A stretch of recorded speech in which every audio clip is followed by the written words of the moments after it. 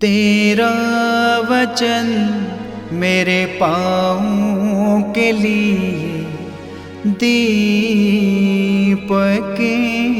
है और मेरे मार्ग का उजियाला है। तेरा वचन मेरे पाँवों के लिए दीपक है। 12 सितंबर पहला पाठ। कुरिन्थियों के नाम संत पौलुस का पहला पत्र, अध्याय 11, पद संख्या 17 से 26, 33 तक।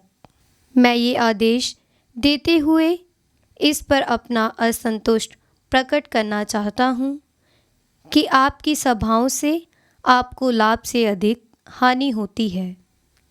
पहली बात तो ये है कि मेरे सुनने में आया कि जब आपके यहाँ धर्म सभा होती है तो दलबंदी स्पष्ट हो जाती है, और मैं एक सीमा तक उस पर विश्वास भी करता हूँ।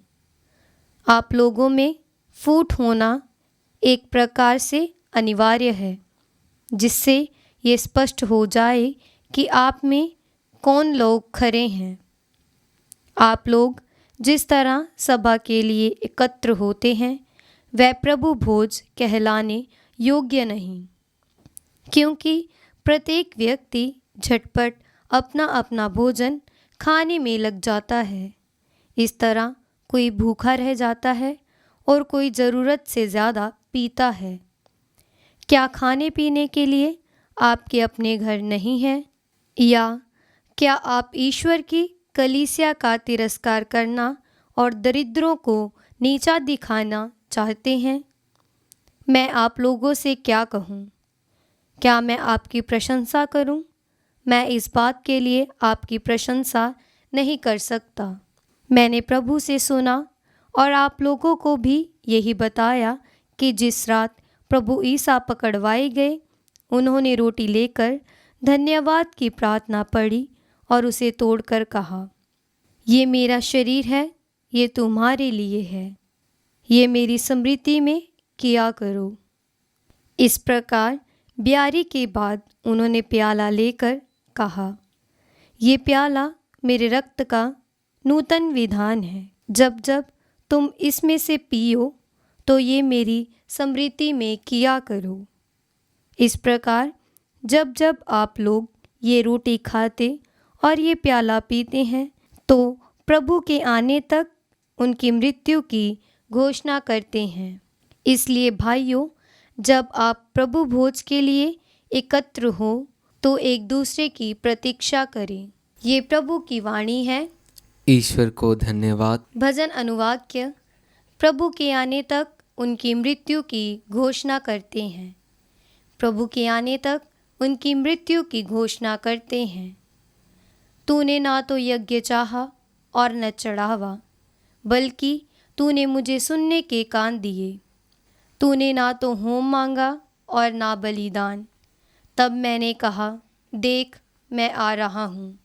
अनुवाक्य। प्रभु के आने तक उनकी मृत्यु की घोषणा करते हैं। मुझे धर्म ग्रंथ से ये आदेश मिला है कि मैं तेरी आज्ञाओं का पालन करूं। मेरे ईश्वर, मैं वही करना चाहता हूं जो तुझे प्रिय है। तेरी संहिता मेरे हृदय में घर कर गई है। अनुवाक्य। प्रभु के आने तक उनकी मृत्यु की घोषणा करते हैं। मैंने भरी सभा में तेरे न्याय की घोषणा की है। प्रभु, तू जानता है कि मैंने अपना मुख बंद नहीं रखा। अनुवाक्य। प्रभु के आने तक उनकी मृत्यु की घोषणा करते हैं। जो तेरी खोज में लगे हैं वह सभी उल्लास के साथ आनंद मनाएं।